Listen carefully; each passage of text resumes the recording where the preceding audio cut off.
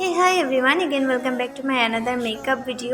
তোমরা সবাই কত ধরনের বন্ধুত্ব দেখেছো, কত ধরনের ফ্রেন্ডশিপ দেখেছো, কিন্তু আমার এই বন্ধুর সাথে আমার কাহিনীটা যদি শোনো, জানি না তোমরা বিশ্বাস করবে কি না, কিন্তু আমাদের সাথে এই ঘটনাটা হয়েছে। মাধ্যমিক পরীক্ষার রেজাল্টের পর আমি আমার কলেজে গিয়ে অ্যাডমিশন নিয়েছি, একটা গার্লস কলেজে। ওই কলেজে আমার এই বান্ধবীটাও অ্যাডমিশন নিয়েছে। আমাদের সেম সাবজেক্ট ছিল, সেম স্ট্রিম ছিল, আমাদের সব কিছুই একসাথে ছিল। আমি রেগুলার ক্লাস করতাম, ও রেগুলার ক্লাস করতো, কিন্তু একটা কি জানো, আমরা কখনো কাছাকাছি বা সামনাসামনি কখনোই আমরা কথা বলিনি। এইচএস ফার্স্ট ইয়ার থেকে আমরা গ্র্যাজুয়েশন পড়ছি এখন, কিন্তু একই কলেজে এখনো পর্যন্ত আছি, কিন্তু সামনাসামনি কখনো কথা হয়ে ওঠেনি। একসাথে 4 বছর আমরা একই কলেজে কাটিয়েছি, ইভেন এখনো একই কলেজে আছি আমরা, কিন্তু এখনো পর্যন্ত আমাদের কলেজে দেখা হলে কথা হতো না, দেখা হলে কি আমাদের দেখাই হতো না। প্রায় দূর দূরান্ত থেকে আমরা চলে যেতাম। আমাদের যখন করোনার সময় অনলাইন ক্লাস চলতো, তখন ও আমার কাছ থেকে গ্রুপ থেকে নাম্বারটা পেয়েছিল, তারপর ওইখান থেকেই আমাদের পরিচয় শুরু হয়েছিল।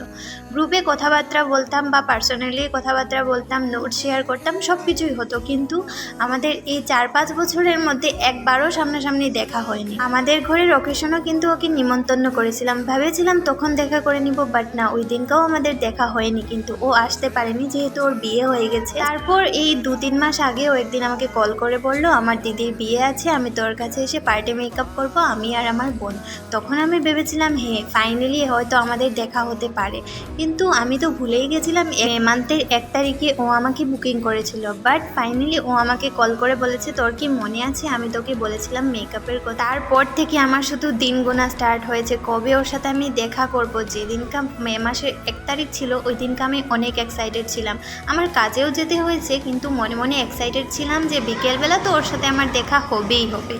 হ্যাঁ, ফাইনালি আমাদের 4-5 বছর পর আমাদের দেখা হয়েছে। একই কলেজে পড়তাম, একই স্ট্রিম নিয়ে পড়তাম, বাট ফাইনালি আজকে এত বছর পর দেখা হলো। ওর দিদির বিয়েতে যাবে, তাই আমার এখানে সাজতে এলো, তার জন্য দেখা হয়েছে। অ্যাকচুয়ালি কিন্তু ওর দিদির বিয়ের জন্যই আমাদের দেখা হয়েছে।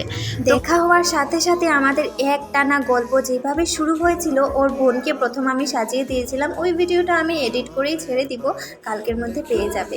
তো প্রথমে তো ওর বোনকে সাজিয়ে দিয়েছিলাম, তারপর ওর সাথে গল্প করতে করতে ওকে সাজাচ্ছিলাম। আমাদের কিন্তু কারেন্টটা চলে গেছিলো, কারণ হচ্ছে আগের দিন রাত্রে অনেক বৃষ্টি তুফান দিয়েছিল, তাই আমাদের এখান থেকে কারেন্টের কানেকশন কেটে রেখে দিয়েছিল, তাই আর কি একটু প্রবলেম হয়েছিল। তো একটু পরপর আবার কারেন্ট আসছিল, সব কিছু নিয়ে আমাদের ভালোই যাচ্ছিল, কিন্তু কারেন্টের জন্য একটু প্রবলেম হয়ে যাচ্ছিল। তারপর ওকে ওর সাথে মেকআপ করতে করতে অনেক ধরনের গল্প হয়ে গেছে। এই 4-5 বছরের জমানো গল্প সব কিছু একদিনে আমরা মিটিয়ে নিয়েছি। ও আমার কাছে এসেছিল প্রায় 5:30 নাগাদ, আর 9টার সময় ও আমার এখান থেকে গেছিলো। তো আমার এই মেকআপ টিউটোরিয়ালটা তোমাদেরকে শেয়ার করছি, কারণ এই আমাদের বন্ধুত্ব গল্পটার জন্যই আমি শেয়ার করছি তোমাদের সঙ্গে। দেখো, তোমাদেরকে গল্প বলতে বলতে এইদিকে কিন্তু আমার মেকআপ পুরো কমপ্লিটের পথে চলে এসেছে। এইদিকে আমি বলেছিলাম একটা মুখটা পাউট কর, তো মুখটা পাউট করতে পারছে না, বারবার চুমু খাচ্ছে। যে যাই হোক, কিন্তু আজকে আমার বিকেলটা পুরো ভালোই কেটেছে। ওর সাথে দেখা করে, ওর বোনের সাথে গল্প করে, হাসি ঠাট্টা করে নিয়েছি, ওদের সাথে খুব ভালো লেগেছিল। ওর কিন্তু আজকে খেয়ে আসেনি, তাই মা ওকে ম্যাগি বানিয়ে দিয়েছিল, ও ম্যাগি খেয়েছিল। ওর বোন যখন রেডি হচ্ছিল, তখন ওর বোনের ভিডিওটা তোমরা দেখতে পারবে। আর ওকে কেমন লাগছে তোমরা কিন্তু সবাই একটু বলবে। আমার চোখে তো খুব ভালো লেগেছে। ওর রিয়াকশনগুলো তোমরা দেখতে পারবে একটু পরপর। শুধু ওকে দেখছি আয়নায় আর শুধু বলছি ওয়াও কি সুন্দর হয়েছে, এইসব বলে আর কি কমেন্ট করছি। আর হ্যাঁ, তোমরা যারা আমার কাছে মেকআপ করতে চাইছো, তোমাদের জন্য একটা সুখবর আছে। আমি প্রত্যেক মেকআপে কিন্তু আমি 5% বা 10% ডিসকাউন্ট করে রাখি। তোমরা যারা আমার সাথে কন্ট্যাক্ট করতে চাও, আমার পেজে আমার হোয়াটসঅ্যাপ নাম্বার দেওয়া আছে, ওইখান থেকে কন্ট্যাক্ট করে নিতে পারো। তারপর এই যে আবার চলে এসেছি, এই যে দাদা আমার সাথে কথা বলছিল, ওর বর, তো ওর বরকে আমি দাদাই বলে ডাকছিলাম। তো এদিকে ওকে লাইনার পরানো হয়ে গেছে, আর ওর মুখের এক্সপ্রেশনটা শুধু তোমরা দেখবে। হ্যাঁ, এই যে দেখতে পাচ্ছ তোমরা কিভাবে তাকাচ্ছে, ও কি চিনতে পারছে না, এইভাবে ও বলছে যে আমি আমাকে চিনতে পারছি। এই দেখো আরেকটা জিনিস, ওকে লিপস্টিক লাগিয়ে দিয়েছি, ও কি করছে দেখতে পাচ্ছ।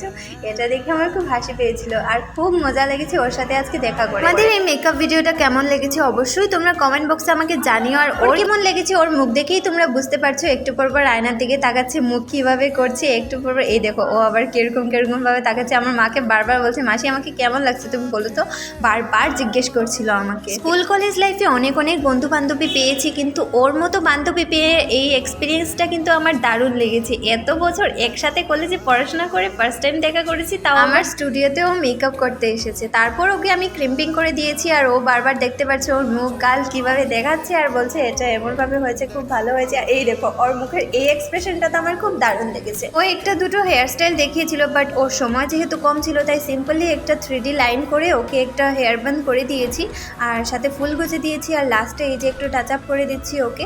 তো আজকের ওর মেকআপটা তোমাদের কেমন লাগলো অবশ্যই আমাকে জানাবে, এই পার্টি মেকআপটা। আর তোমাদেরকে তো আগেও বলেছি, তোমরা যারা আমার কাছ থেকে মেকআপ করতে চাইছো তোমাদের জন্য 10 to 5% ডিসকাউন্ট থাকবেই থাকবে। তোমাদের এরকম কোনো গল্প থাকলে আমার সাথে শেয়ার করবে। তো চলো আজকের ব্লগটা এতটুকু পর্যন্তই। Tata, love you all, bye, take care.